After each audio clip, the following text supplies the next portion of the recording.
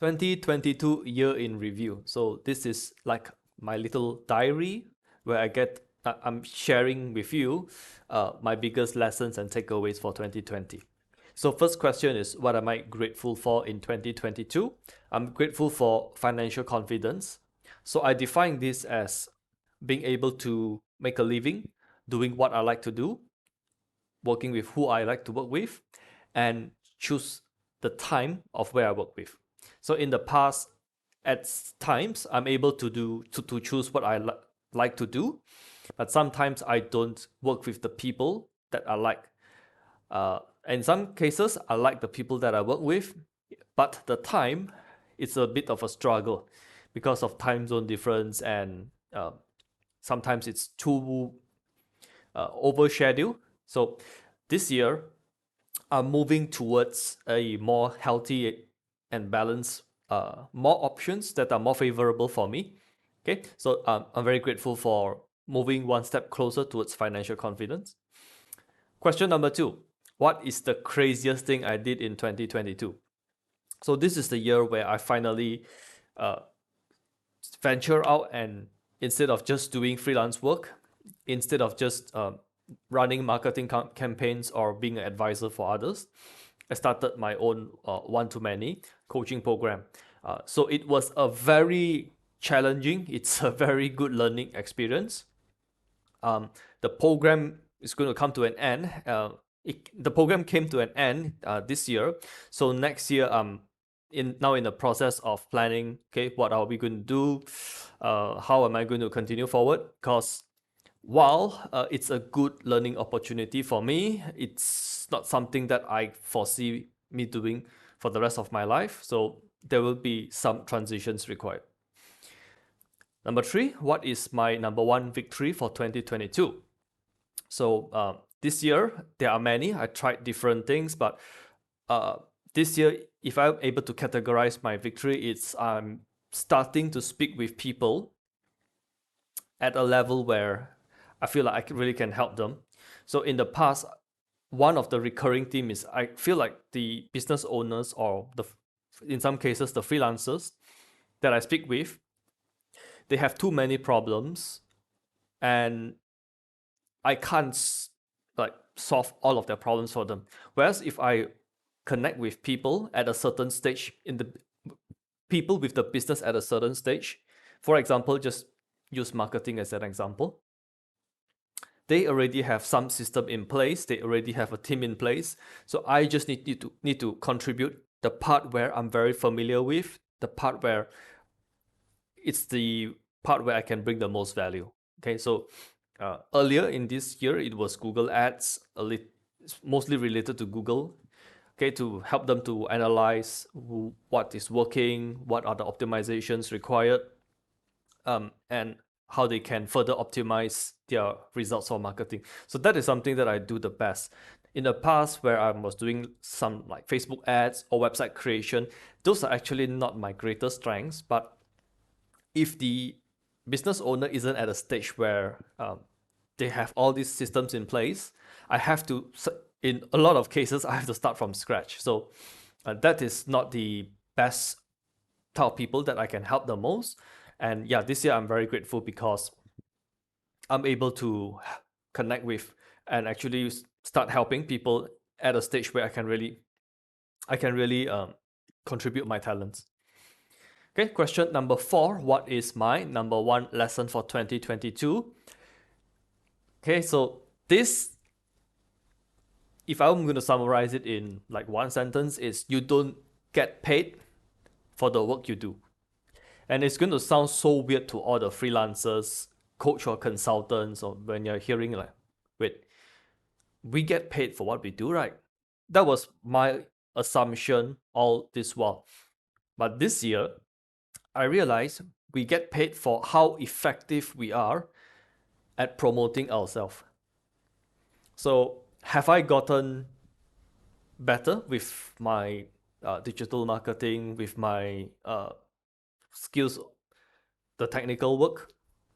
Yes, but the area where I spend a lot of effort in this year is mainly on communication and especially when it's a one-to-many group coaching program, group learning program.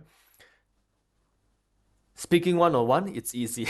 When I need to speak it to a group in a way where different people, different backgrounds, different understanding, uh, different experience level, they're able to get the lesson, they're able to benefit from the lesson. That is a real challenge for me. All right. So, um, and I've traced and I've spoke with multiple business owners, and it seems this lesson applies. One of the biggest breakthrough I help business owners see, it's they have always been thinking that I need to be better at my work. I need to be better. For example, a better web programmer, a better website designer, a better graphic designer, a better video editor. Oh, you see those who are very, very famous, you see their work is so beautiful. Yes, that is one part, but the part where we usually undervalue, especially introverts like us, it's the part where we promote ourselves, the part where we are able to articulate what is it we are able to do for others, why we are the best person to help them solve their problems, and let it doesn't have to be a lot, but enough people who can actually hire you. That is very important. So I don't, it's like a 80-20. I believe 20% is what we do, and 80% it's about how we position ourselves, how we get the right people to know that we exist and allow them to contact us. Okay, so that's probably my biggest lesson for 2022. Question number 5 is, what is my number one intention for 2023? So looking forward, what will be my intention? It's I want to move away from helping people who are interested to helping people who are committed. This is something, it's not my original idea. I got it while I was learning from Dan Lok. So he has a quote: if I have to drag you in, I have to drag you around. Meaning he don't want to have to motivate people to learn from him or to implement changes in their business. Because if we have to motivate people, and this applies if you're a business owner, if you feel you always need to motivate your staff, there's something wrong. Because if you need to motivate them, if they're not self-motivated, it's telling you something. In some cases, you are hiring people who are unmotivated, or the environment of your business isn't a good match with the people, and that drains their energy, and you feel you have to always motivate people.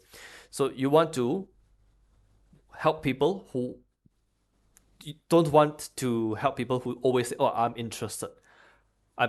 It's almost, last time, it's very funny. Last time I always see when somebody tell me, oh, they're interested in something, I always treat it as it's a good thing because they're interested in my in my Facebook ads. They're interested in my website. Now it's like I have to train my brain to recognize that that's a warning word, that's a red flag. Because I need to be able to help people, like say, I have this problem for years. I don't know how to solve it. Or it's like I've been stuck in this situation for a very long time. I've tried different things. I've attended different courses. I've hired different type of people. I still face this problem. That will be music to my ears, because that is signs of somebody who has a problem and they've had it for a long time. They tried different things. They are unable to solve it. Those are signs of somebody who is committed. Okay, so that would be my number one intention. I want to help people who are committed instead of interested. So question number 6, and this will be the final question for this video. And so far, thanks for watching up to now. Now, if you enjoyed the way I deliver, if you got value of this video, just remember to click the like button and subscribe to the channel. Moving forward, this channel is more going to be like me sharing my discoveries, sharing my lessons. I'm moving away from telling people what to do, and this will be more like my diary from now onwards. All right. So, sixth and final question: what is the number one advice I like to share with others for 2022? So this year, I have to make conscious effort to keep reminding myself failure is feedback.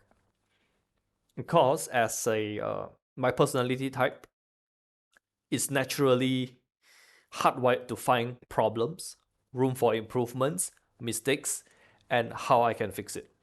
So I've been always looking at if I make some changes or if I do something, there has to be results, there have to be success. That's not a very healthy way of looking at how you want to approach growth, learning. It's not a very healthy way if you want to approach, if you want to have an entrepreneurship mindset. We need to put in some effort to constantly remind ourselves any setback we get is feedback. And when we are able to see this is feedback, the next question will be, what can I learn from this? Okay, so I'll probably create a separate video on like all the things that didn't go so well in 2022. The original plans didn't work as what I imagined. Now, what can I learn from this? What do I need to see? What do I need to foresee? What do I need to anticipate so these problems don't happen? Or when the problem arises, how I could have done it differently. But I guess that's a video for another day. So I'd like to leave you with this message where I wish you, whoever you are, you're watching this, it's probably in January 2023. So I hope this year is a better year for you. Okay, so thanks for watching to this video. Don't forget to like this video, and frankly, I'd like to hear from you.